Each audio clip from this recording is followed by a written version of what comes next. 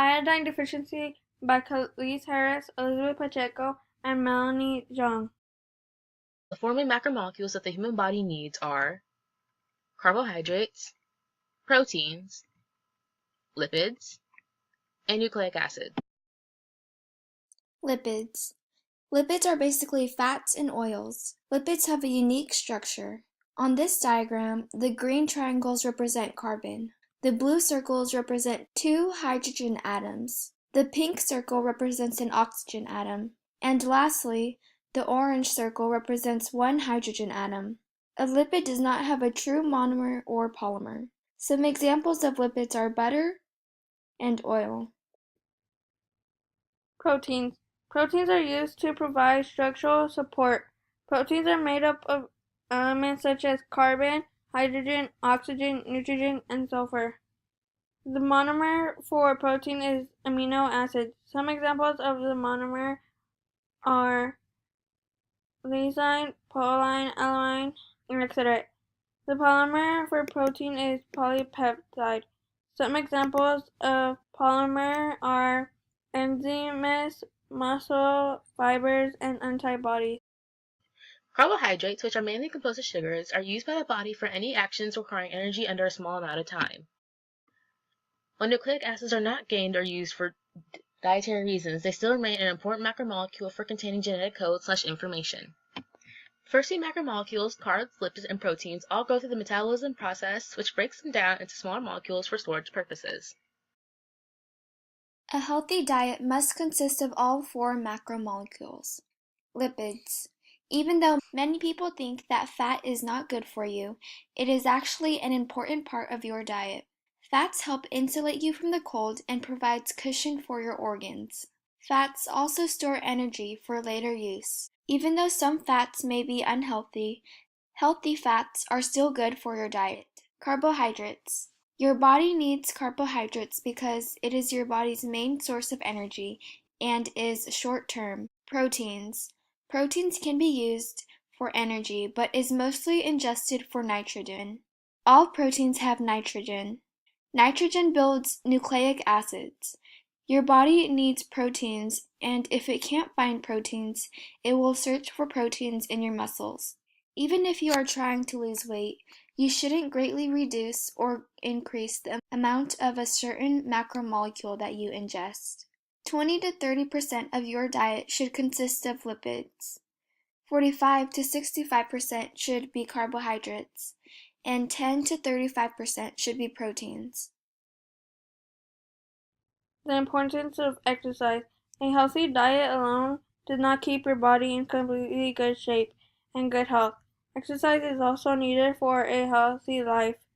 Exercise reduces the risk of many diseases. Health professionals say that people should get at least 30 minutes of exercise every day. What is iodine deficiency? Iodine deficiency is when people are not getting enough iodine. Iodine is needed for the production of thyroid hormone. Iodine deficiency can lead to the enlargement of the thyroid, also called a goiter. Enlargement of the thyroid can cause choking, difficulty swallowing, and breathing. Iodine is not made by your body, so you have to eat items that have iodine. Some examples of food rich in iodine are cheese, milk, eggs, saltwater fish, and yogurt. Iodine deficiency in pregnant women or women who are breastfeeding infants are especially harmed by iodine deficiency. It can cause miscarriages, stillbirth, preterm delivery, and congenital abnormalities. It can also cause mental retardation, problems with growth, hearing, and speech. It can cause permanent brain damage, deaf mutism, spasticity, and short stature. Even mild iodine deficiency in women can cause low intelligence in children. Prevalence in the world. Iodine deficiency is a worldwide problem. Iodine deficiency is diagnosed across populations and not in certain individuals.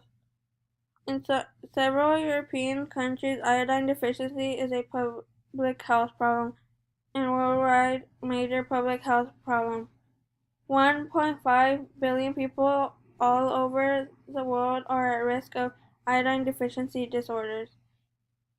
Deficiency disorders are preventable in 130 countries. 13% of the world population is being affected. India has been affected the most by iodine deficiency disorder. The main economic consequences of having a large population affected by iodine deficiencies can leak down into a decreased amount of adults not being able to work, or to even a large influx of children needing care in special needs schools.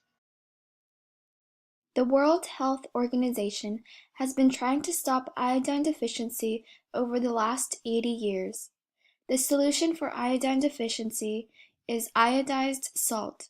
In most places, including the US, iodized salt is used to prevent and treat iodine deficiency. Another way to prevent iodine deficiency is to eat foods rich in iodine. Iodine is naturally found in soil and seawater, so most foods that come from the ground or the sea has iodine in it. For people who need it, multivitamins with iodine can be taken.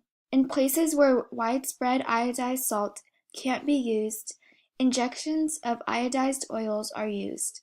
Although there isn't a way to confirm if you have enough iodine in your body, prevention is the best way to avoid iodine deficiency.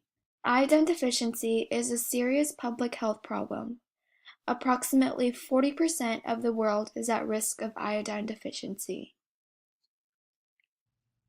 Taking too much iodine can also cause problems, especially in people who already have thyroid problems. It can also harm people who come from a region where iodine is relatively low and move to a place where iodine is higher. This can cause thyroid problems such as hypothyroidism because their thyroid is used to low amounts of iodine.